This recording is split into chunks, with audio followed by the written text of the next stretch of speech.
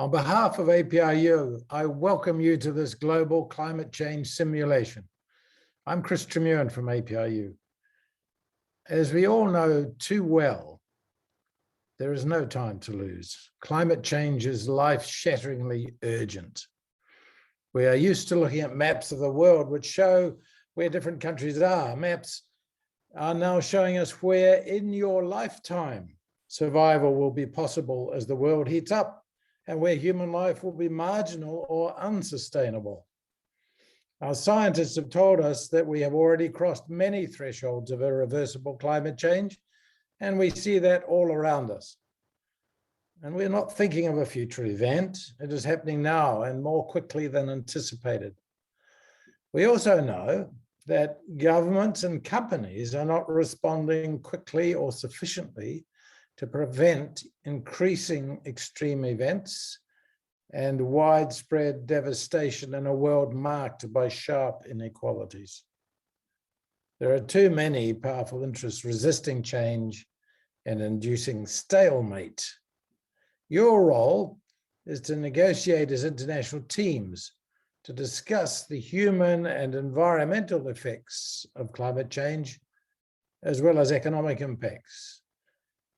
And you must find ways to break this impasse. This means building alliances of trust across borders of all kinds, committing serious resources for the common good, regulating against corporate and political self-interest. And it cannot succeed in an exercise just by finding the lowest common denominator. Of course, the role for the rest of your lives, as for mine, is to generate the political will at all levels of society to limit global warming and sustain ecosystems that support equitable societies. At APRU, we are a network of 60 research universities around the Pacific Ocean, an ocean covering more than a third of the world's surface. We are experts on the geophysical risks of the Pacific Ring of Fire. We see it as our responsibility to focus our resources on the critical climate challenge, understanding as we do this region so well. We have the knowledge and expertise, but we need the help of your generation to apply it, to generate the social consciousness and political movements that will ensure our societies preserve life on this planet. For their support of this initiative, I thank APRU colleagues and friends, academic experts and leaders from USC, the University of Oregon, other APRU members and partner organizations such as UN Habitat, Adidas, CLP, Rebalance Earth, and the World Business Council on Sustainable Development. So again, welcome. Enjoy the challenge of this simulation. But remember, this is for real. Thank you.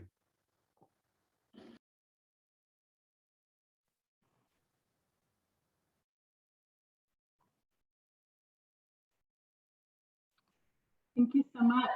That definitely, I know, that brings it home for us. Okay, this is the reason why we are here.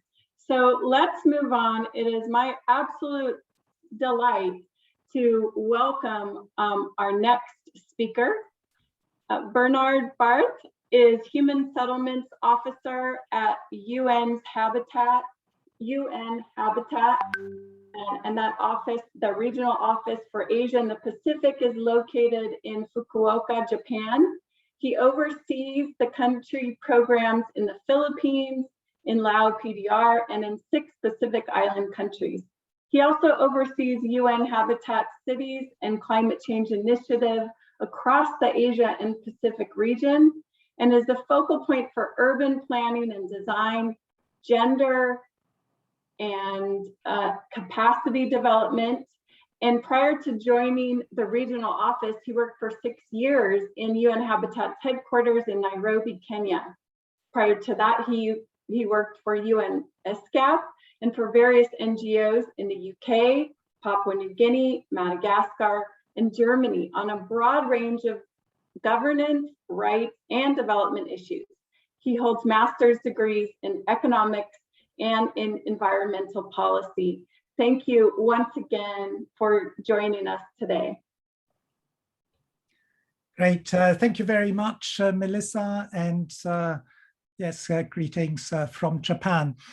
I'm very happy to speak at the opening of the Global Climate Change Simulation. And as we've just heard, there couldn't be a better time for this, given that the IPCC report, the first installment of the 6th assessment cycle, has just been launched on the physical science. And of course, that underlies all of the simulation work probably that you will be doing.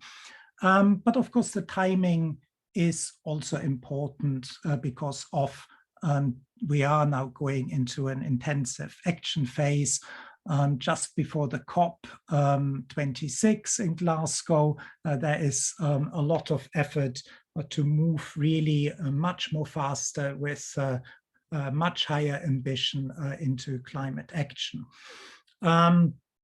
So I think your course over the next few days will, of course, then really need to focus on the simulation, but putting that into a real world framework that we see now. And of course, again, we've heard that at the moment, there seems to be extreme events hitting every part of the globe.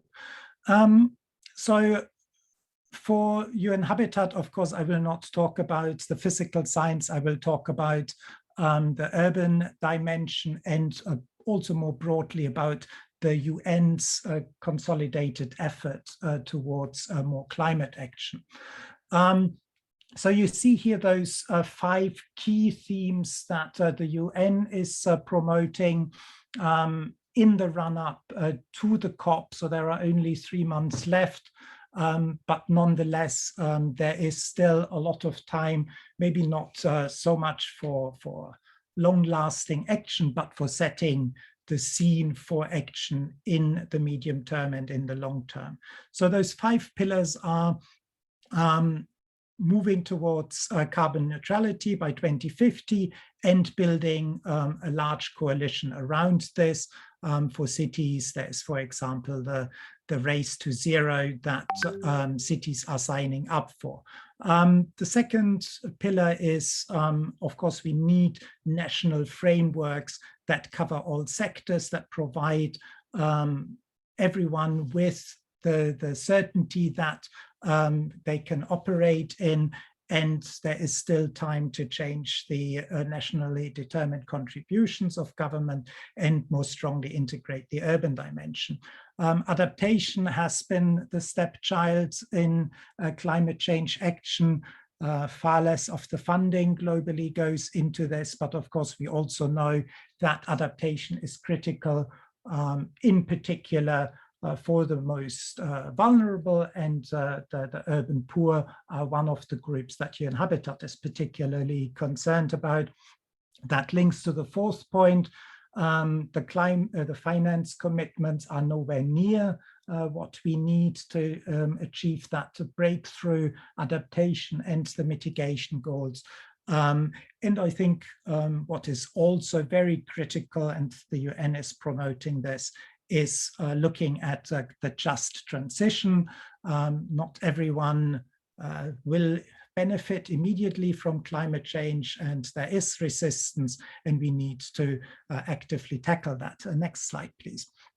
So more concretely, for UN Habitat, that means that in terms of carbon neutrality, cities need to play a critical role in this endeavor.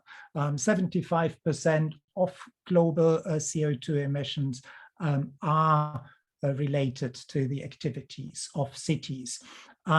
Therefore, of course, cities need to be also at the forefront of climate action. The way we build, for example, needs to change with 38% of global carbon emissions being associated with the built environment directly, but also energy and transport and waste are critical sectors that need to be addressed immediately. And of course, I invite you to consider that during the simulations, moving really towards this low emission development path, reducing emissions by 40% over the next 10 years or so, and go to net zero by 2050.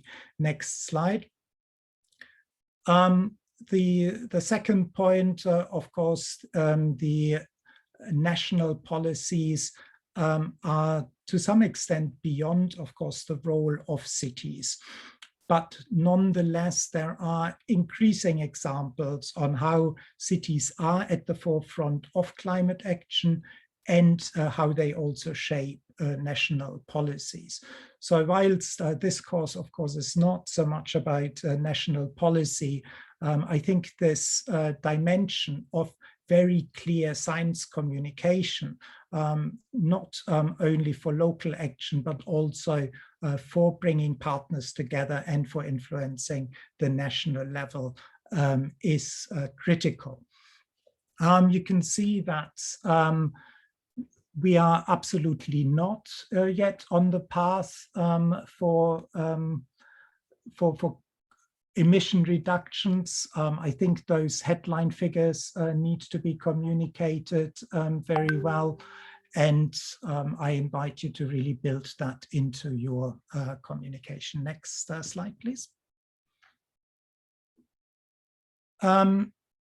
I mentioned urban adaptation in the context of urban adaptation. This is particularly critical.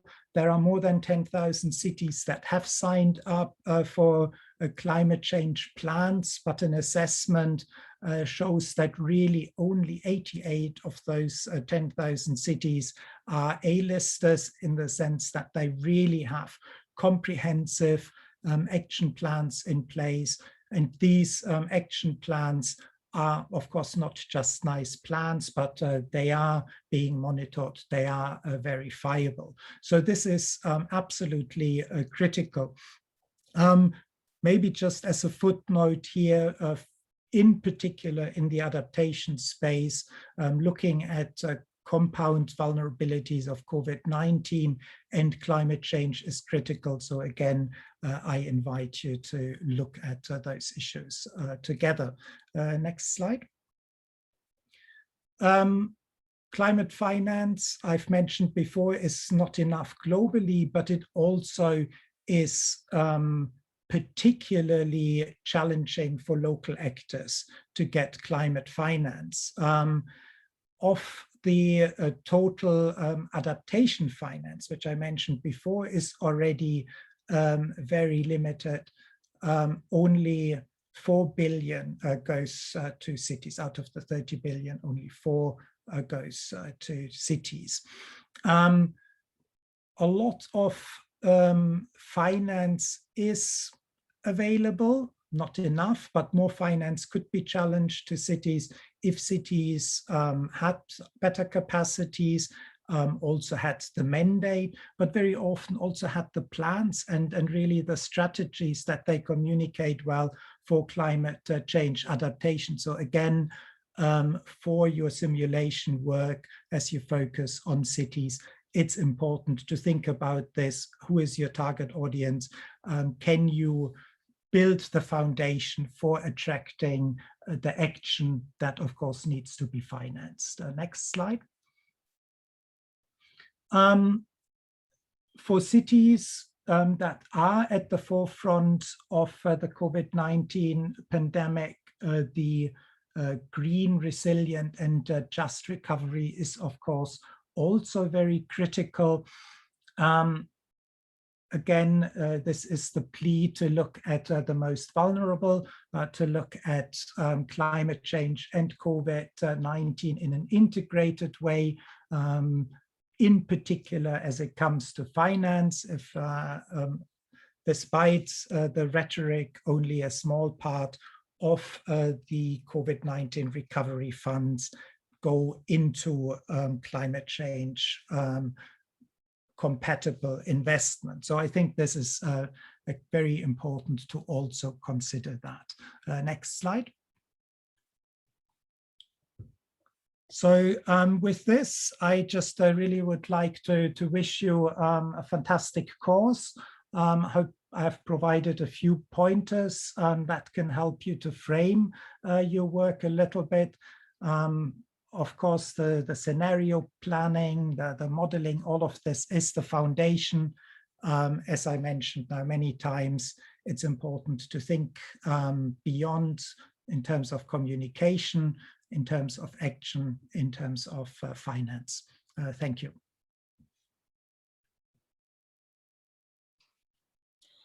Wonderful. Thank you so much, Bernard. We really appreciate that. Next, I'm excited to introduce Tracy Nielsen, who is a Senior Director of the Global Environmental Program for Adidas. This is a position that Tracy has held since October 2015.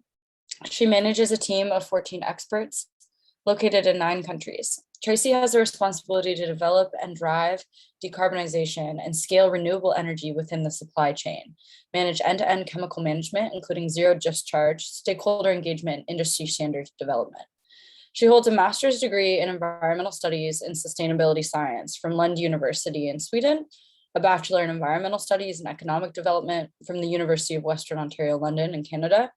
And Tracy has over 20 years global sustainability experience and leading environmental and social issues for global multinational companies. Thank you in giving your attention to Tracy. Thank you very much, Grace. It's a pleasure to be here with all of you today on this opening ceremony. I'm here today to provide a different perspective for your simulation game into how a global company works with sustainability and addresses climate action. Adidas, sorry, if you can go to the next slide. Adidas is a global business that operates across the globe with more than 62,000 employees, 2,500 stores in 400 locations, and producing more than 9 million pieces of product each year. We therefore have a responsibility to look after the environment, not only for our people today, but for future generations. It's important that managing our environmental impacts at our own sites, along with our value chain where our products are designed, created, and manufactured and sold, is a key focus of our work. Sustainability is an integral part and a component of our Own the Game strategy. We have a clear roadmap for 2025 and beyond, a plan rooted in sport. Sport is Adidas' past, present, and future. We have dedicated an approach to address Adidas' carbon footprint. We are committed to steadily increasing the use of more sustainable materials in our production, products, stores, while driving a circular business solutions. Next slide, please. Decarbonization is a top priority for Adidas. This overview is to provide you with a different context into your simulation. It gives you an insight into where the biggest climate impacts occur within a corporate footprint such as Adidas. As you can see to the right, something called own operations in the sort of lighter green box, which includes things such as our offices, distribution centers, and our own retail stores. That only accounts for approximately 2% of our total carbon emissions, versus the middle part where you see is our supply chain, where we directly have influence. We do not own our manufacturing sites, so the collaboration with our manufacturing partners in their countries is key to our success in driving low carbon manufacturing solutions. You can see that this is the biggest part of our corporate footprint, with over 55% that has to be addressed and mitigated. And this is, as I mentioned, a collaborative approach. This spans across the entire globe. Our manufacturers go from South to Central America to North America, Europe, but predominantly in Asia. And I think when you come to the modeling, I really want to pick up on the point that Bernard also addressed. The influencing on national levels is critically important, because for global brands such as ours, in order to address and drive these solutions, we need to also have the same agenda on the political or the national level that will adopt and support the adoption of renewable energy, the phase out of coal, etc. So again, it's challenging, but it's also an opportunity for all of us. It's never a one-size-fits-all approach. We have to look at how each manufacturer produces and each country to find solutions. Next slide, please. Taking a deeper look into our own operations and supply chain where we are taking action. As I mentioned, our own operations to the left here, you can see that that is something, I mean, we are focusing a lot on, but it is within our own control. We can invest in it, our offices, our distribution centers, our retails. So we are in control for those investments. They're in predominantly countries that do support renewable energies, both on-site or off-site. So there are favorable positions that we can transition into clean energy. And our actions are looking at that, where we do commit to carbon neutrality for our own operations quicker than we are doing for our supply chain. The responsibility of the use of energy is critical, for our planet to survive. And in order to mitigate this climate change, we are committed to reducing our energy consumption and our overall CO2 emissions, transitioning into cleaner fuels and cleaner energy. Looking into energy harvesting opportunities, we are proactively addressing the impacts of climate change. We are signatories of the Fashion Pact, as well as founding signatories to the UN Fashion Industry Charter for Climate Action, where we, Adidas, has committed to reduce both our own emissions as well as our supply chain emissions compared to 2017 by 30% absolute by 2030 and achieve carbon neutrality by 2050.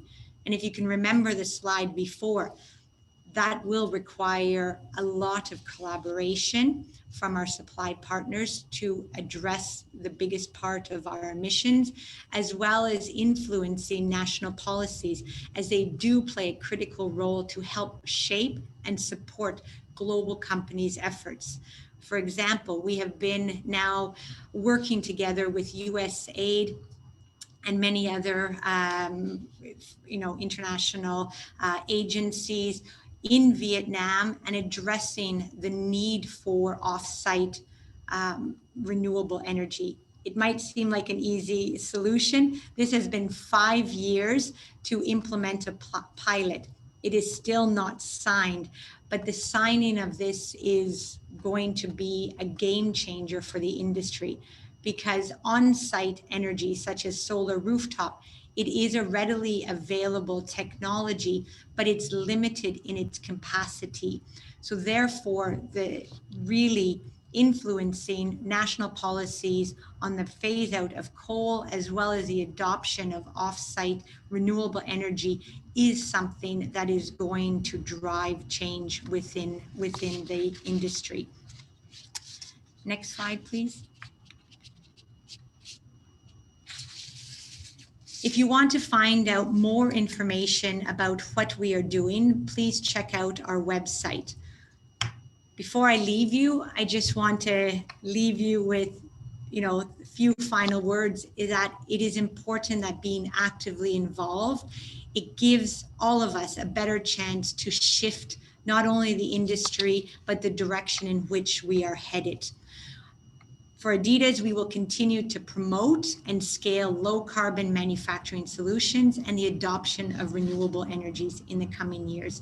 I wish you a great success in your tasks ahead, and yes, good luck. Thank you.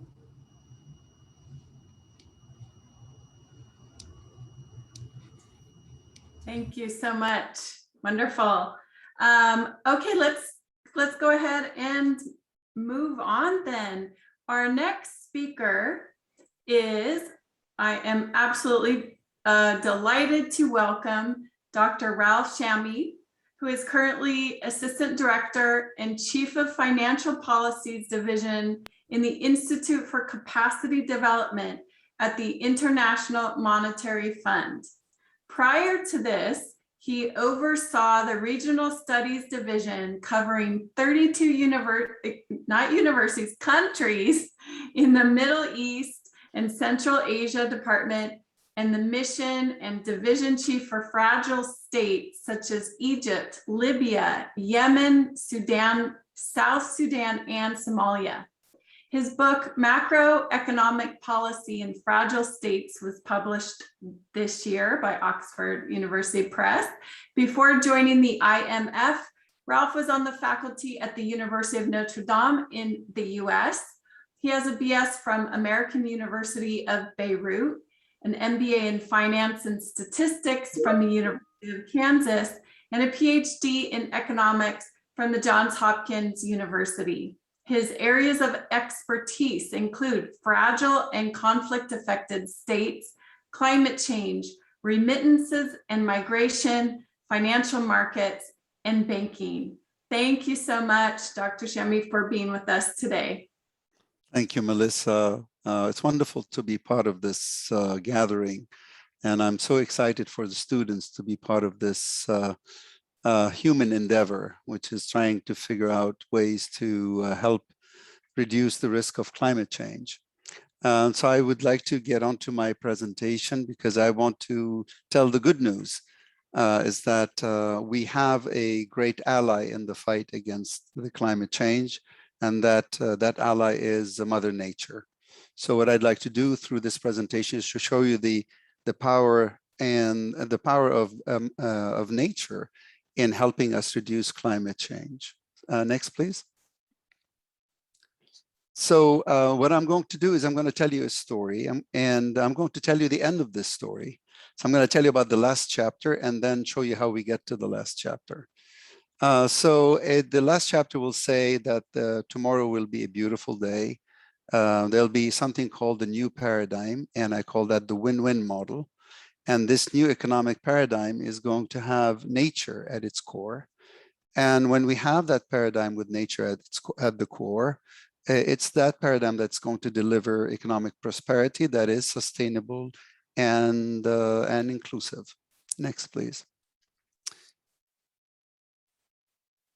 But I want to, before I get into the story, I want to just show you the contrast with where we are right now. We are right now living within the old paradigm, and which I believe it's defunct, bankrupt. And this paradigm, for some reason, which I don't have time to get into, unfortunately, treats nature as external. And I was trying to figure out how to draw it for you. So this paradigm believes that somehow this economy, which is the small circle, is independent of nature. And when you draw these two circles together like that, you can tend to think that the economy can grow independently of nature. And you can engage in extractive behavior regarding nature, polluting, cutting, doing all kinds of things, causing what is called natural capital risk to the species and to the planet. And nature rebounds and or boomerangs back at us with something, with natural disasters, with COVID-19, pandemics, and with climate change. Next, please. Okay, so the current paradigm is what I call the win-lose proposition. And it has, of course, we all know now, COVID-19 is upon us, is just one example of how nature is so powerful and how much we've lost touch with nature. And we all know that the death actually far exceeds 3.5 million. It's over 5 million people with losses in growth. And for those that are alive, many millions have been pushed back into destitution and poverty. So the hard lesson here, if we have learned our lesson, is that nature is macrocritical. It's critical to our economy, it's critical to our health. Now, once you say that, next please, I want to show you what it means that nature is critical to our economy. We start with science, and science tells us that, guess what? If you go into the oceans are the lungs of the planet. In the oceans live these phytoplankton, microscopic organisms that capture over 30% of all carbon dioxide that is emitted and gives back over 50% of the oxygen that we breathe, over 50%, okay? And in these oceans live these great whales, and these great whales do something incredible. They capture carbon on their body, and in the amount of 9 tons of carbon or 33 tons of carbon dioxide, and they do something else. They fertilize the phytoplankton, as I tried to show in this diagram. And so these whales capture carbon on their body, and they fertilize phyto, making phyto more productive, therefore capturing more carbon dioxide from the atmosphere, such that one whale is equivalent to 1,000 of trees in terms of carbon sequestration. Next, please. On land, they're cousins, the elephants. These are the forest elephants in Africa. These are not the savanna elephants. They also do something really incredible through the way they walk and they move through the forest and the way they forage. They actually increase carbon sequestration in the forests of Africa by 7%. That's work of Fabio Berzaghi and colleagues. Paper was published in 2019. Next, please. If you move to sort of salt marshes, seagrass, mangroves, and so forth, is just one example. Salt marshes also seem to capture tremendous amount of carbon. Just one example, they capture 5 tons of carbon dioxide per hectare per year. And salt marshes live for a very, very long time, and they're a great defense against floods. Same applies for mangroves, same thing applies for seagrass. So next, please. So this tells you something, that a nature that is alive and is incredibly valuable. We call this biodiversity. Living whale interacts with the phytoplankton, feeds on krill. So that whole ecosystem is incredibly valuable to us in ways that are, provide services to the society in terms of carbon sequestration, in this case, if you like. Same thing with the living elephants. Same thing with living forests and living salt marsh. So the lesson here, a living nature is quite valuable. Next. Yet something we learn in economics, if you've taken courses in economics, first thing you learn is price comes from value. Well, I just told you that a living whale is valuable, yet the price of a living whale is 0, which is really quite a conundrum.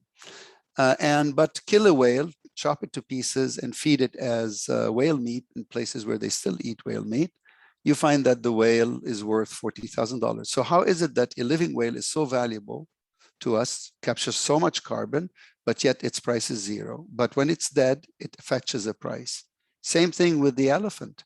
The elephant, when it's poached, unfortunately, and sold, and its ivory is sold, it fetches 40,000, between 10 and 40,000.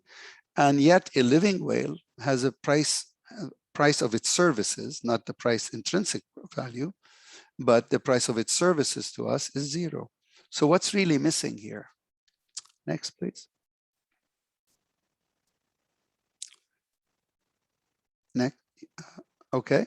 So this one is basically what's missing is that we know the science is telling us how valuable nature is, but the rest of us that are not scientists, people like me living in the policy space and people in the financial services and other non-scientists aren't aware of what does that mean to us. Yes, they're valuable, but how can we measure that value to us?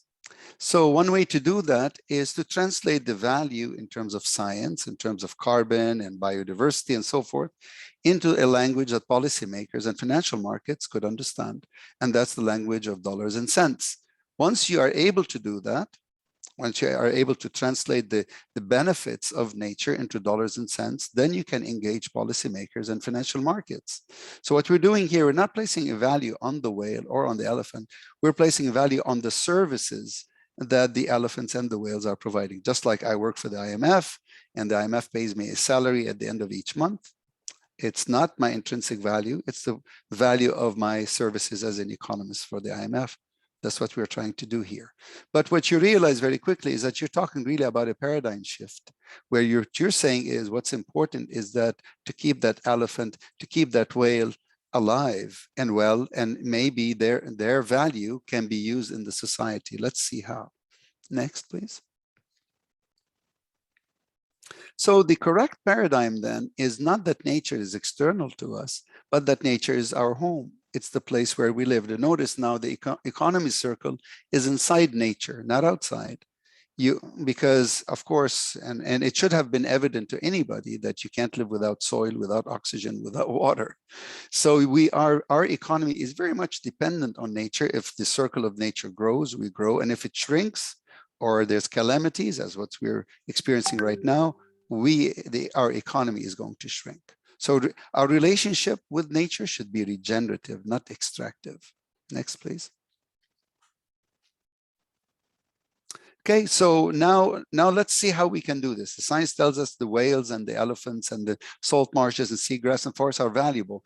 But what does it mean in dollar terms? Well, this is what I did with colleagues of mine. We said, what is the carbon sequestration service of a single whale worth? Okay, turns out that one whale, in terms of carbon sequestration alone, is worth over $2 million alive and well. Next, please. Next thing is, guess what? Here's the forest elephant. All right, they're dying. They're on the extinction list of the IUCN. But in terms of carbon sequestration alone in the forest, one elephant is, in terms of carbon services, is worth $1.75 million. Imagine. Next, please. We did this study for the UK Environment Agency. Salt marshes, just 1 hectare of salt marsh in terms of carbon sequestration that it captures, and in terms of flood control, each hectare is worth close to $140,000. Next, please. So what we're really saying is that, hey, we just discovered a new wealth. These are natural assets. We had no idea what their value was. The scientists knew that they were valuable, but the rest of us had no idea. We had no value for it. So now you put a value on it, and suddenly it becomes an asset. It's a newfound wealth, a new pie that we can divvy up among ourselves. Next, please. Okay, but we have the science, and I provided you the valuation. Guess what? Nature is still under threat. The elephants that I showed you were put on the extinction list. Whales are dying. The oceans are dying. We're losing, close over 1 million of species from birds and animals, and so aside from the climate risk, there's also the natural capital risk, and the two are feeding off of each other. So what must we do? So obviously science and valuation is not enough. How do we help nature survive so it can help us to fight climate change, which I'm going to show you next. Next, please. So what is needed is policy. Policy is needed to create markets and to help regenerate nature. So we start off by saying, well, if something is valuable, we should protect it. We should endow it with its legal rights. And then we put a sort of framework, a regulatory framework around it, and we monitor it. And if somebody does harm to it, we enforce the penalty, and we create incentives for people to build markets around it. Next. So just to give you an example of which countries have done something really incredible, New Zealand is amazing. I mean, recognizes its rivers and forests as a legal entity, as indivisible and living whole. I mean, imagine, they've actually conferred personhood on nature. So nature has rights and you have responsibilities towards it. And of course, there are other types of, there are other countries that are doing something similar too. These are just examples. Next. Okay, so when we have a natural asset, converting it to natural capital, you need to codify it in the law. This is where the legal issues come in. How do you take an asset and you make it into capital that you can put it on your balance sheet, which will change your net worth? You need the law. Once you have the law, then the natural asset becomes natural capital. And once you have that and you've assigned it a value, then the financial sector and the private sector starts to take you seriously. And then they come in trying to basically build services around protection of nature, regeneration of nature, which creates PPPs. And of course, when you include the local communities through employment and income, that encourages community ownership. And by doing so, you actually can diversify the economy. Next, please. Want to give you just 2 examples of countries that are doing something similar to this. I'm engaged. This is an incredible experiment that's going on right now in Chile. I'm working very closely with the foundations in Chile. It's called the Blue Boat Initiative. You can Google it and watch their wonderful video. Next, please. What they've done is in the Bay of Corcovado, they have amazing blue whales, the Chilean blue whales, very famous, and they're very worried about them because of the ship strikes, which is the greatest danger to whales is actually ship strikes and sonar testing, which blows out their eardrums. So what they've done, they're putting, next please. Okay, so what they've done, this is very new, okay, right off hot off the print. So they're putting buoys, and these buoys can tell you exactly what kind of whale is at what depth, at what location. And notice it beams up that information to a satellite. The satellite sends the information to a land center, and that land center that you see in the diagram sends an email to the ship saying, watch out, there's a humpback in front of coming, you're coming at a humpback at this location at this depth. Okay, the idea is to avoid hitting the whale. Next, please. So that's in the ocean. If you like another example, this is something that Rebalance, a sort of an outfit that I helped co-find with other 2 colleagues. So what we're doing, Gabon has 45,000 of the 90,000 elephants that are left in the forests of Africa. And they have them in 19 protected forests. So what we propose to Gabon is, why don't we sell the carbon services of these elephants? Not the elephants. The elephants remain free, but they provide a service, which is carbon sequestration. So why don't we sell the carbon that everybody needs of these elephants? Next, please. So guess what? What Gabon can get out of just the stock of elephants that exists, that they have, if you see number 1, they can get about $20 billion, imagine, just from the stock. And from the flow from future generations of these elephants, as they grow from 45,000 to what they used to have, about 200,000, they can generate another $11 billion. Now, the question is, how do they do so? Which is the next slide, please. Well, what they can do is the following. The value of the elephant carbon is 31 billion or 32 billion. What do you do with it? Well, firms all over the world are needing to offset their carbon footprint. We just heard our colleague from Adidas talking about the need to reduce the carbon footprint. So you can approach Adidas or Microsoft or what have you and say, hey, you need to offset your carbon footprint. So why don't we sell you the services of these elephants or whales or nature, what have you? You pay us the price and we will ensure that we offset your carbon footprint.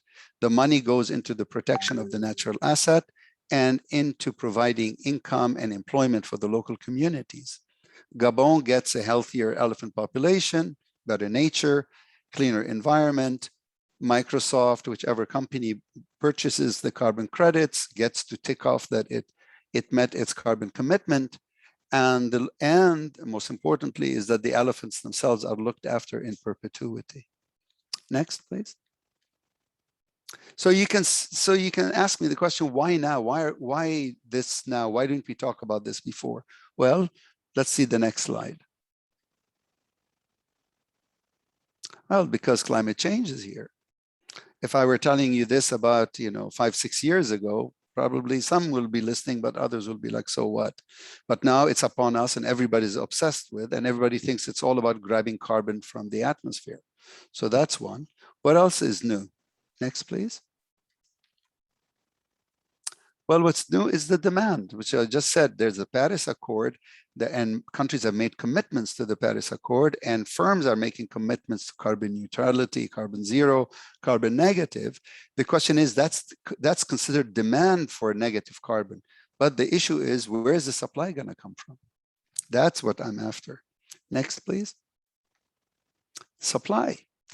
Rather than directly go to high tech and invest billions of dollars in high tech, and we don't even know what the side effects of it, there's Mother Nature looking at us saying, why don't you come here? After all, I am the home from where you came. Why don't you help me? And I will help you in return. Next. I'm almost done. What's new is technology is new. We didn't have the technology. We didn't have the science. We didn't know about elephants sequestering carbon in the forest. We didn't know about whales sequestering carbon on their body. That was, Andy Pershing's first paper was 2010, Fabio Berzagli's paper on elephants 2019. So technology, we can track things now. The science is new, and demand and supply, all are coming together. Next. So we get to the final chapter, which is what I promised you from the beginning. Once we do so, once we engage nature, we bring it into our economy and we build our economy around it, then we really can talk about economic prosperity that is sustainable, that is nature friendly by design, and that is shared among all people. Next. So it's time for us to come home. I think maybe a bit more humble and much wiser. And just want to leave you with this, that nature has stood up for us since time immemorial, and we need to give back. Thank you so much.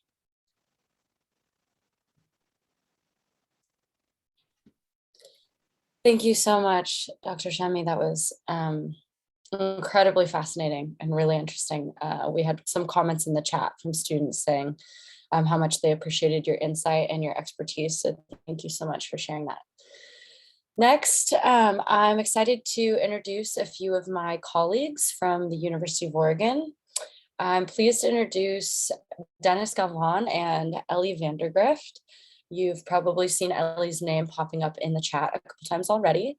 Dr. Dennis Galvan is Dean and Vice Provost for the Division of Global Engagement. He's Vice Provost for Strategic Initiatives and Professor of Political Science and Global Studies at the University of Oregon.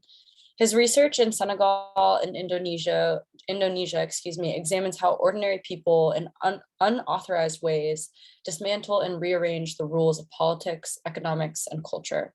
As an undergrad, he studied abroad in Germany and was a Fulbright visiting scholar in Senegal. Eleanor, or Ellie Vandergrift, who you have been communicating with, some of the students anyway, is Program Director for Global Science Education Initiatives. Ellie trained as an ecologist in a research group that studied carbon cycling and temperate forests. She now works with global faculty to improve science education.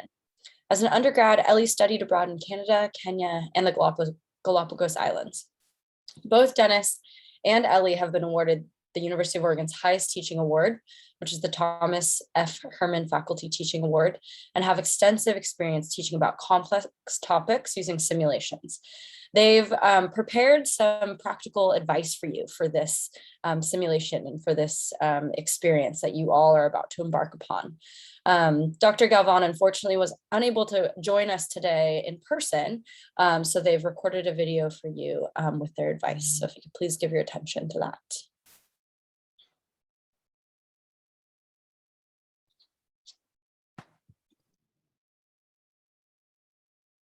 Hello, on behalf of the University of Oregon, I'm Dennis Galvan with my colleague Ellie Vandergrift, and we're here to share some best practices for the simulation. But first, we want to extend a really warm welcome to all of you from so many countries and universities. This is a really exciting opportunity for us at the University of Oregon with our colleagues at University of Southern California and the APRU to be the hosts of this exciting climate change simulation. And so we want to make sure you have some guidelines on how to do a simulation. Great. And Dennis, part of the reason you and I are doing this is that we've both taught simulation courses. I know in your course I visited and there were 150 students pretending that they were representatives in an imaginary country.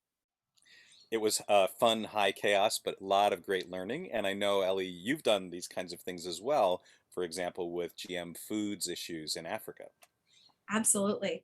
So we have a series of questions that Dennis and I are going to ask each other. These are questions that students frequently ask us, and we're going to provide some answers that we hope will be helpful throughout your simulation. So Dennis, what's a simulation?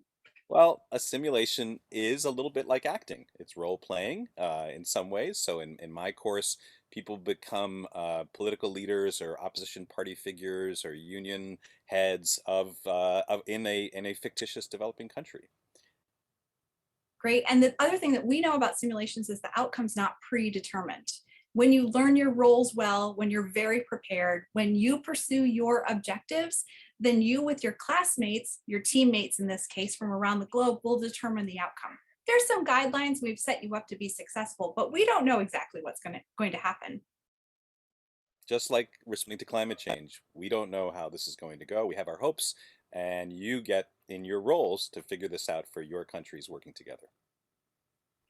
Great. Well, here's some additional questions that we get from students about learning to play, learning through play. And people say, really? Yeah, they say, will this be academic? Will it be challenging? And the answer is yes. What my students tell me is that they work harder in preparing for their simulations than they do when they're just reading content. So it should be stimulating, it should be academically rigorous. It might be stressful because you're learning and working with new people, and it could be also morally and emotionally challenging, especially when we're working with such an important global issue such as climate change. Dennis, can we learn about serious matters through play? Absolutely. It's one of the best ways to learn about serious matters. And play means taking on a persona. And as Ellie was saying, studying it and doing it, it doesn't mean making light of a really important issue. It's a way to bring yourself as a whole person to a very challenging issue. And it engages your brains and your bodies in ways that just aren't typical for a classroom. Ellie, will playing this simulation be stressful? Well, it might. However, when we avoid stressful topics such as climate change, it can lead to greater stress. So the stress that you might perceive in this simulation is constructed. It's not inflicted, meaning that you're not living in your country's experience. You might have difficult conversations though. We do hope that this is a safe space for everyone to explore the many variations and difficulties of climate change. And if you need, we encourage you to find ways outside of the simulation to process your emotions and process your feelings. This could be through your delegation. It could also be through the other students at your universities. You may want to reach out to each other and meet together. Dennis, what if a student doesn't agree with the roles and the goals of their delegation? Well, in some ways that's okay. And just like the real world, in fact, as we know, within all of the countries represented in this simulation, and in any country, there are internal disagreements on the left, on the right, among urban people, rural people, across gender and identity lines.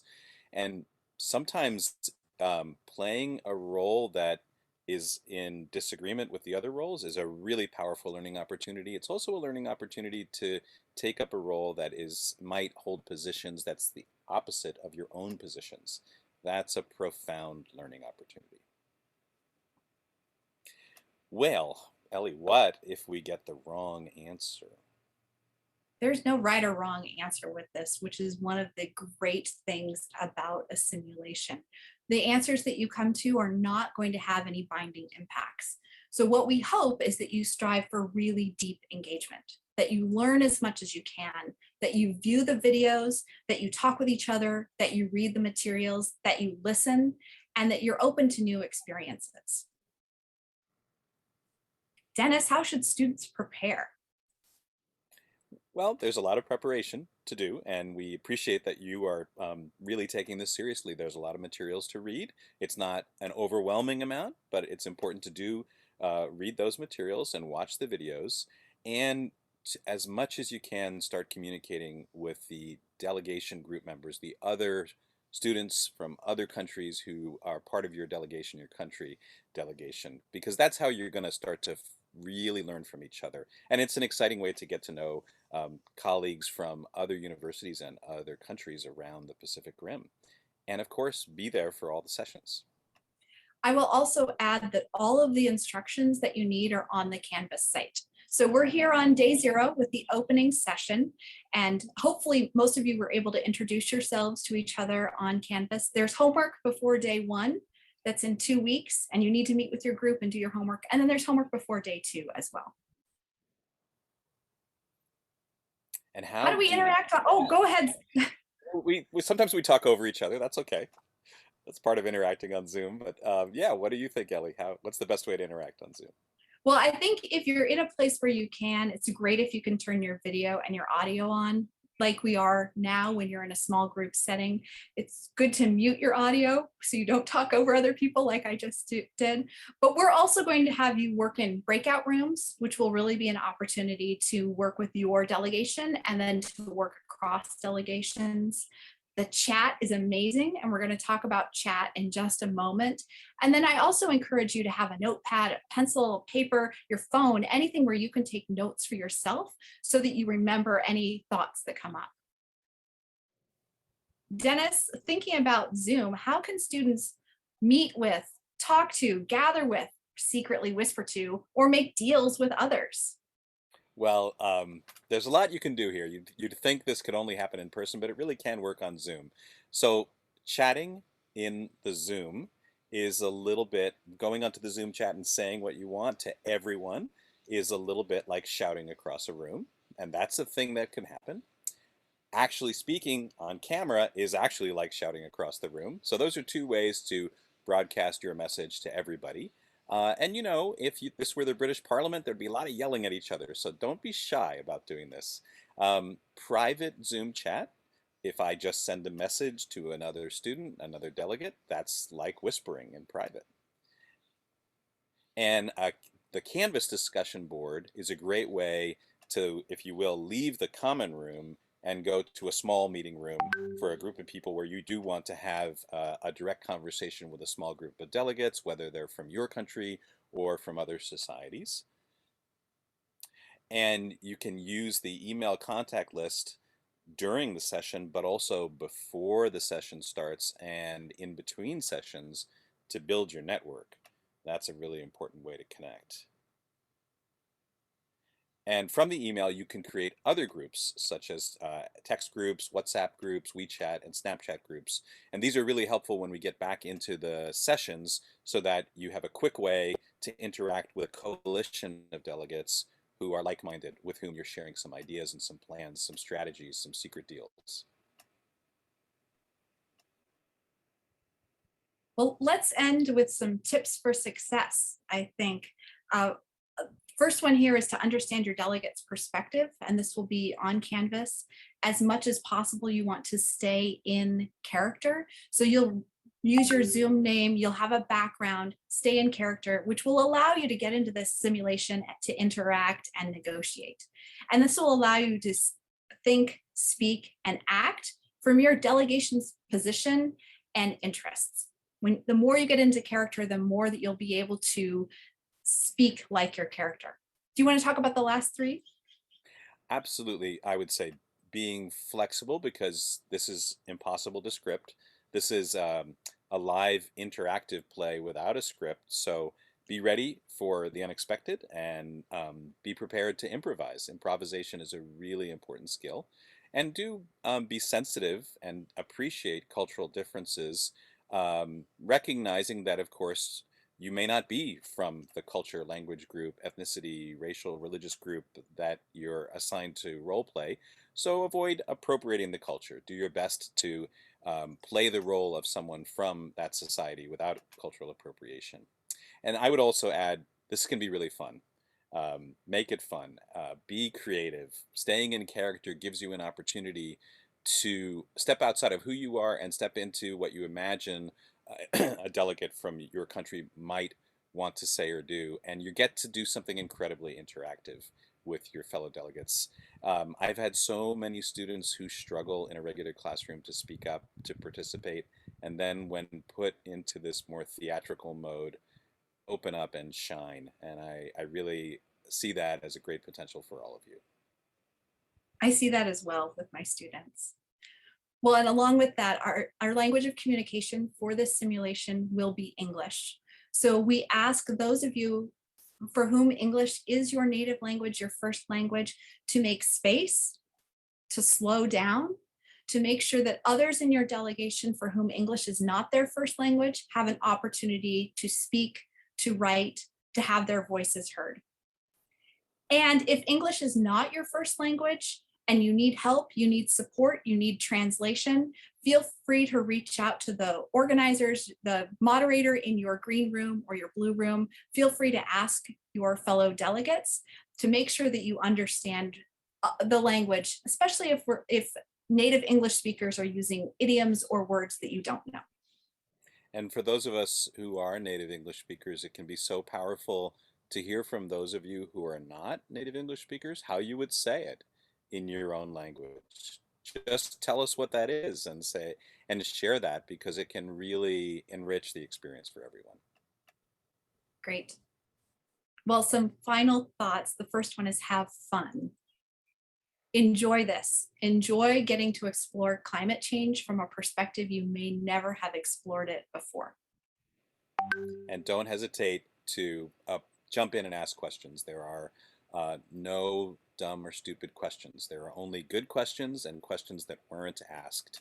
And if you've got a question, you can be sure that there are a dozen or 20 other people in this simulation who have the same question. We really encourage you to learn from each other. Asking questions will be one way, but listening, reading comments, learn from each other. What an awesome opportunity you have to be in this simulation with 60 new students in your green room or your blue room and 120 students across the entire simulation. And the faculty experts, we've got faculty experts at all of our campuses, all of our universities, but now you have access to people from a much, much wider pool of universities. So take advantage of listening to them, hearing from them, and asking them questions. Pick their brains. They are here to help you. And we hope that this is the start of growing your global network. Stay in touch with each other afterwards. Stay in touch with the faculty, with the experts that you meet, and with other students. This will be part of your lifelong network and community for really thinking about how together do we solve the big problems of the world, including climate change. Thank you so much. Have a great session. Enjoy the simulation and best of luck to you. Hi everyone, welcome back. So I hope you had a fun time getting to know I know it was very quick, but you'll have a lot of opportunity over the next 2 weeks to hopefully connect with your group, and actually we'll be spending several hours together in the next 2 sessions. So now it is my delight to welcome a friend and colleague, Dr. Cesar Lucille. Cesar Lucille is a pediatrician and full-time pediatrics and global health professor at Tecnológico de Monterrey in Mexico. He's a Feimer Fellow and has a postgraduate certificate in health professions education by Kiel University in the UK. He also has a TEDx talk that you should check out, Global Health, Personal Attitude. And his expertise revolves around learning communities, clinical skills assessment, online education, computer-based education, faculty development, and curriculum design. In 2019, he received the Teaching Excellence Award by the Global Consortium Universitas 21. So thank you so much for joining. And Dr. Lucille is going to talk about the components of the simulation. Welcome. Thank you, Melissa. Good night from Monterrey, Mexico. I'm Cesar Lucille from Tecnológico de Monterrey. And well, you are about to participate in the World Climate Simulation, and you will be playing a negotiator at the United Nations climate change negotiations. So we're gonna talk a little bit about what are we gonna do in this activity. First of all, next slide, please. I want to talk to you about what the source of the problem is. If you can give me this next slide, Del, thank you. Previous one, sorry. There. So atmospheric CO2 is higher than ever in the last 800,000 years, and levels are increasing faster than at any time in millions of years. So this is why we're here. The next slide, please. And then in the next graph, we can see a closer look at the last 170 years, measuring from 1850, which is often used to approximate the temperature in pre-industrial times. How was temperature back then? And surface temperature has increased approximately 1 degree Celsius since then, and rising. Next slide, please. But where does all this CO2 come from? Where is this coming from? Well, in this graph, we can see the sources of CO2 from the year 1850 to 2018. The primary contributor to CO2 emissions are the fossil fuels: coal, which is in brown, oil in black, and gas in blue. You can see that there has been lots of growth in coal, oil, and gas over the last 100 years. Comparatively, land use change emissions, which are primarily from deforestation, have not grown as substantially and may even be declining. And other emissions primarily consist of lime calcination for concrete production, among others. Next slide, please. Carbon dioxide is not the only thing that is contributing to climate change. There are also several other greenhouse gases. Here you can see the relative contribution from different gases. In black and green, you can see the contribution of CO2 makes from fossil fuels and land use. In light blue, you can see methane, nitrous oxide, and fluorinated gases. Agriculture contributes 50% approximately of all the global methane emissions and 60% of the global nitrous oxide emissions. Heavy industry and manufacturing, as well as consumer goods, are also sources of nitrous oxide and fluorinated gases. Next slide, please. So we are going to be using the C-ROADS Climate Policy Simulator to test the impact that your chosen policies will have on the climate. C-ROADS is used to analyze the actual pledges countries make to the United Nations and is trusted by top decision makers around the world. An external scientific review panel reviewed C-ROADS and found that it reproduced results consistently with the Intergovernmental Panel on Climate Change and its findings. Next slide, please. So if we continue to follow our baseline scenario with these weak actions that we've been taking so far, we estimate that temperature change will reach 3.6 degrees Celsius by the year 2100. That's 6.5 degrees Fahrenheit. Compare the bold line to the dotted lines where our climate goals are on the graph, which is 2 degrees or 1.5 degrees Celsius. The next slide. However, I want to be clear, a 3 to 4 degree future is still very bleak, especially for the world's most vulnerable nations and communities who experience the impact of climate change disproportionately. We need to do better, far better. And here's what a 3 degree future means for our world. The Arctic Sea is going to be gone in 2 out of every 3 summers. 50% of insect species are going to lose more than 50% of their habitat range.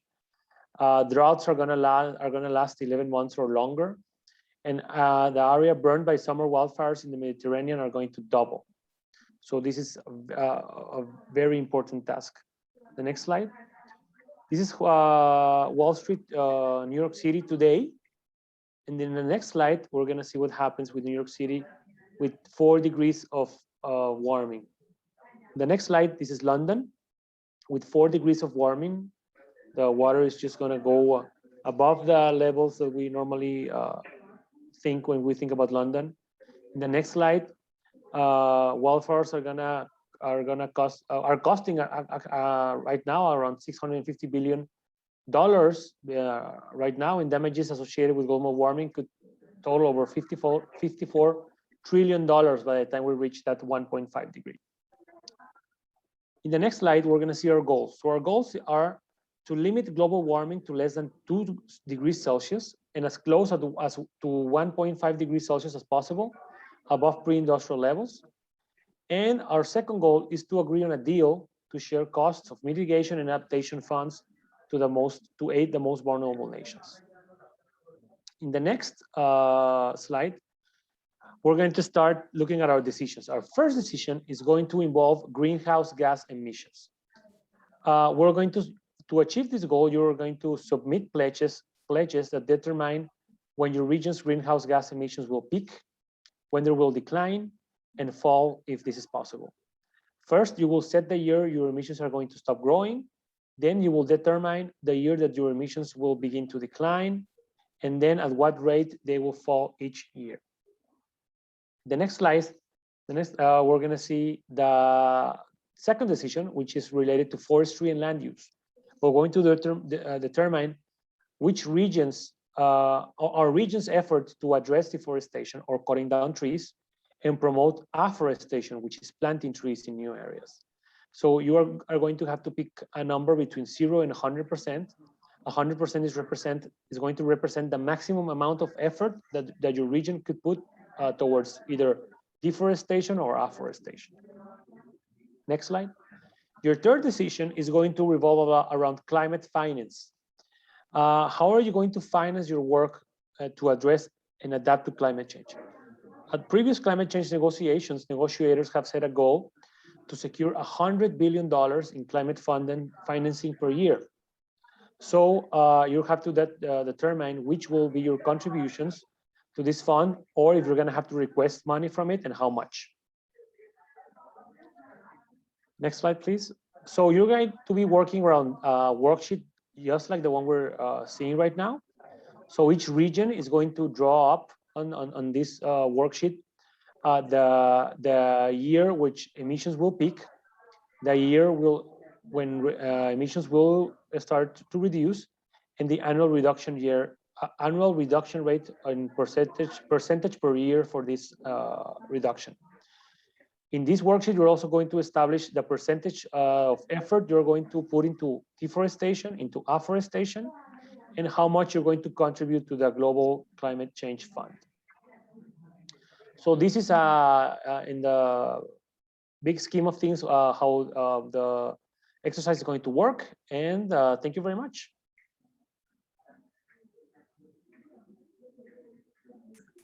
That's wonderful. Thank you.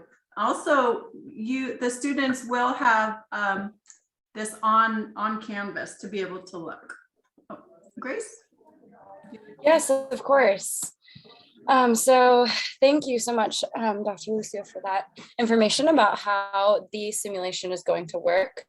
Our final speaker for this evening, it's my pleasure to introduce Dr. Um Chang. And Haiben is Vice Dean and Professor of the School of International Studies at Peking University. He's also Vice Dean of the Institute of Global Health and Development, Peking University, and Director of the Center for International Organization Studies at Peking University. He received his PhD from the School of International Studies at Peking.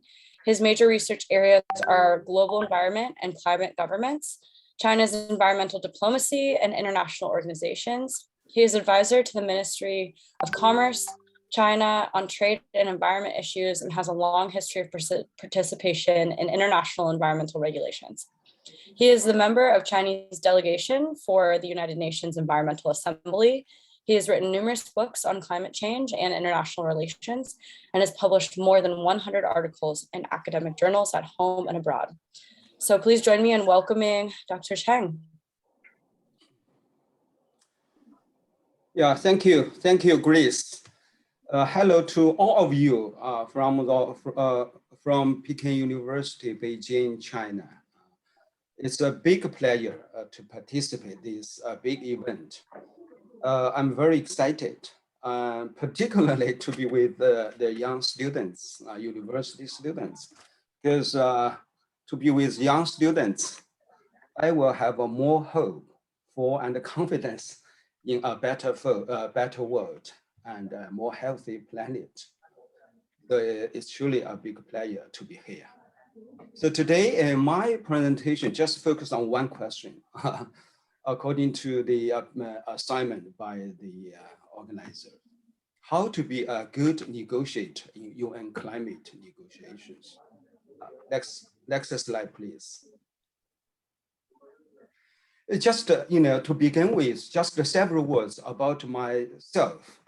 Now I'm a professor from Peking University. So as a university professor, I'm very lucky to be part of Chinese delegation in participating in international or UN climate and environmental negotiations in the last decade. So now I'm still a member of Chinese delegation in participating the UN environmental negotiations, UNEA, since 2014. Next slide, please. Next slide, please. Yes, at the same time, I have been participating in the conference of the parties, UNFCCC COP14 since the year 2008. So I've been participating the negotiations. Next slide, please. So here the question is, who are the best negotiators, the UN climate negotiations? I think that different people have different ideas, opinions. Seems to me that these three people in the slide, they are absolutely should be, they absolutely should be among the best. Number one is the French former Prime Minister and Foreign Minister, Laurent Fabius. He did a very good job, a wonderful job in facilitating Paris Agreement, Paris climate conferences. And the second, of course, the John Kerry, now the US presidential special envoy on climate change. The third one is my old friend, Mr. Xie Zhenhua. Mr. Xie Zhenhua now is the China's special envoy on climate change. So these three people are very impressive to me because I had a lot of chances to meet with them and witness their performance in the climate negotiations. Their global vision, their personality, their wisdom, and their communication skills are very impressive to me. So those three people should be on the list of the best climate negotiators. So when it comes to the question how to negotiate or how to become a good negotiator, I like to make 5 arguments. Number one, you need to have a big picture of UN climate negotiations. By seeing this, I mean 3 things. First, you need to keep the ultimate objective of the UN climate negotiations in mind. Clearly remember why you negotiate, why you go to negotiating table. Sometimes we forget that. So I think I like to remind you of the necessity to remember the original and the ultimate objective for climate negotiation. That in one sentence, the objective of climate negotiation is to stabilize greenhouse gases concentrations in the atmosphere at a level that would prevent dangerous anthropogenic interference with the climate system. So when we talk about this, when we participate in negotiation, we will never forget when we started in Chinese, 不忘初心, why we negotiate, just remember this. This is the most important. Next slide, please. Second, we should clearly understand the history and the evolution of UN climate negotiations. I just, listened to the previous speakers' presentations. I think this time, my impression, the organization is very, very good because they're supplementary to each other. So the previous speakers talk about the science of climate change and the history and the main task and challenges ahead. I think the major topics for climate change and negotiation already touched by previous speakers. I don't want to go into details, but I just gave you this the slide that we should have a clear understanding and knowledge of how the international climate negotiation started. So this is this slide shows the milestone events in the last 30 years climate negotiation. So with this history in mind, I'm very confident you will have a more fruitful simulation. Here, just one more sentence is that after Paris Agreement in 2015, before this, we have a sort of a top-down approach, top-down mitigation mechanism. And after Paris Agreement, now we are going to another different track, which is characterized by the bottom-up approach. In that sense, international cooperation, particularly cooperation among the big powers, the big economies, are more important than ever before. Next slide, please.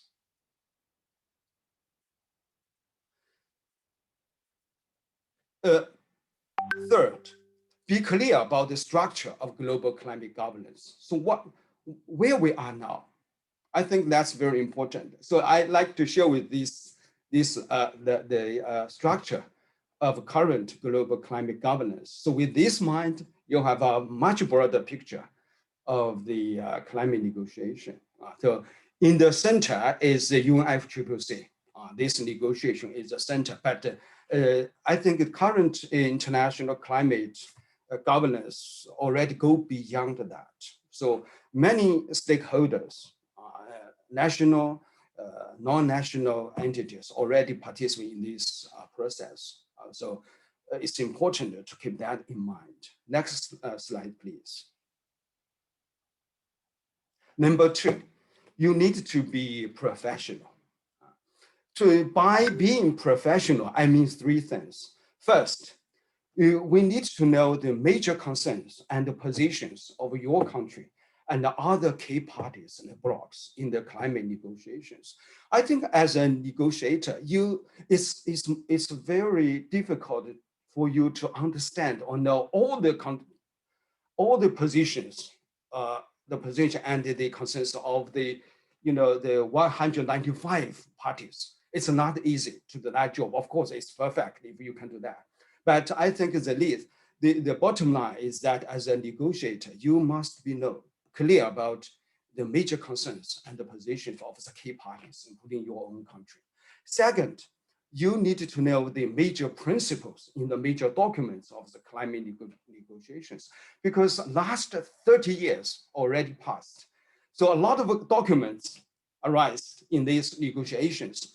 Therefore, the better, the more you know the past, the documents and the major principles, the better you will be in the position for negotiation. Third, you need to know the nature of UN climate negotiations. To be frank, to be candid, climate negotiation so far has been the most sophisticated, complicated, comprehensive, and the most cross-cutting negotiations. That's why so far, last 30 years saw some progress, but a lot of challenges ahead. So climate change is the most classical global collective action problem. Just keep that in mind, very important. Next slide, please. Number three, you need to be constructive and creative with the sense of the responsibility. By saying that, I mean, as a negotiator, we should be active in putting forward new ideas and the concepts to bridge the gap and the differences among the parties. Because this negotiation is very complicated. Different people have different ideas. So how to bridge the gap and differences is the test of your wisdom and capability. Next slide, please. Number four, you need to be cooperative. That's very important. By be cooperative, I mean three things. Number one, first, we are prepared or ready to make concessions because multilateral negotiations, climate negotiation in particular, are in essence art of compromise.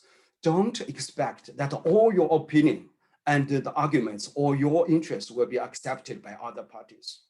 If you are satisfied with the outcome 100%, it means other parties will be dissatisfied with the outcome of the negotiation 100%. So be prepared to make concessions. Second, put yourself in someone's shoes, to be considerate, to learn to hear others' voices, to learn to hear others' voices and the arguments. Because in the negotiations, I found a lot, some delegates just speak, keep speaking without notice of others' opinion. That's terrible. That's terrible. Third, find more friends by joining different groups. Remember, don't negotiate alone. Try to find more friends with the same interest as yours. Try to find more friends by joining different groups. So coalition is key concept in the negotiations. Next slide, please. Number 5, the last but not the least, be candid and determined. By saying this, I mean, dare to say no when your country's bottom line is touched. As we all know, the negotiation, climate negotiation, is the negotiation for burden sharing, for how much responsibility each country should take. So it's about national interests. And if this argument or this clause is against your core national interests, please be candid and brave and stand out and speak out. So that's the basic side of the international climate negotiation. This is the word today. So just now we go to negotiate the table to save the world, to save the planet with the core national interests in mind. Then we can truly push forward global climate negotiations and finally achieve our objective. With that, I conclude my talk and presentation. I wish this big event a big success. I truly wish all the students wonderful performance in the simulation. Thank you. Thank you all.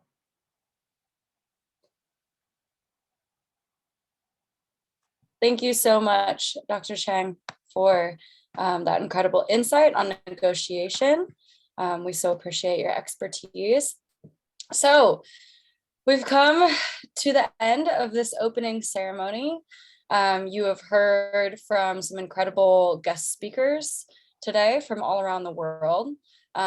We have reminded you of quite a bit of information. We understand that there are a lot of complicated pieces of this experience and this simulation. We thank you for your flexibility as you learn where the resources and the information are, and as you go forward and prepare for day one and for actually beginning the simulation. So at this time, I want to remind you of the homework that you have to prepare for day one of the simulation. So all of the homework is on the Canvas site, which you all should be a part of by now. Included in the homework for day one, you'll need to view all of the resources on the basics of climate change. There are some videos on global warming. It'll be important to review material on your delegation and region-specific information on that delegation. Perhaps most importantly in your preparation for day one is that you will need to meet with your delegation group, or at least confer with them, to prepare speeches and pledges for day one. So you'll need to make time to talk with your delegation outside of these scheduled sessions. I see some WhatsApp groups that are being formed. That's a great way to be in touch and talk with one another. So make sure to develop a common view of your delegation's identity and your goals, so that when you start the simulation on day one, You will not just be yourselves, but you'll be the leaders and the important representatives from your delegation and the stakeholders of that group. So please make sure, again, to brief yourself on your country and region's position. You'll need to decide on your first round of pledges and enter them into the shared simulation worksheet by August 20th, Pacific Standard Time. There are worksheets for both the blue delegates and the green delegates. You'll then need to create a short speech for day one, and you'll need to choose one member of your group to make this 2-minute speech on behalf of your group. It'll be important that you choose which delegates on your team will stay in your own country and region room for day one of negotiations, and which delegates will be sent to negotiate with other groups. All of this information is in writing on the Canvas site. I would encourage you even now to go review all of that information while it's fresh in your mind and while you know what needs to happen next. I see in the chat that Melissa has reminded us that during day one, each team will have an expert facilitator in your room that'll be to help answer questions and provide basic information. That's correct. Each delegation will have a faculty facilitator there as support and to answer any questions that you might have. Of course, if you have any questions in the meantime, you can reach out to Ellie as the primary point person for student support, and Melissa will be primary point person for any of the facilitator support. Finally, there's one last thing that we actually realized that we didn't provide additional information on that I do just want to highlight really briefly before we all wrap up for the evening. You might notice that in some folks' name on Zoom, they've included their pronouns. I see that Ellie is spotlighted right now, and you can see that her pronouns are she and her. I understand that for some of you, this might be something that you're not accustomed to, or you might be learning why we identify what our gender pronouns are and why those are important. Gender pronouns are an important part of how we communicate with one another, and they often take the place of your name. It's a way that we easily share information with one another and talk about ourselves. It's important to share your pronouns and use a person's correct pronouns because it's a way to show them respect and to form an inclusive environment. We don't ever want to assume someone's gender identity, and to avoid that, we like to explicitly request that you include your gender pronouns in your either your name on Zoom, or if you include those when you introduce yourselves. A really important part of this is building a respectful and an inclusive environment. So we wanted to make a note of that and explain why we do include our gender pronouns in our bios and in our names on Zoom. With that, I think that concludes our opening ceremony. Again, thank you so much to everyone, all of our facilitators, all of the students. It's so wonderful to have you all here, and we're really excited for what's to come. Melissa, is there anything I missed? No, I think that was fantastic. I'm really excited to see what happens in day one. I hope you've enjoyed this kickoff event. Thank you again to all of our participants, speakers, to the APRU Secretariat, to everybody who's worked to put this together. And we'll see you in 2 weeks.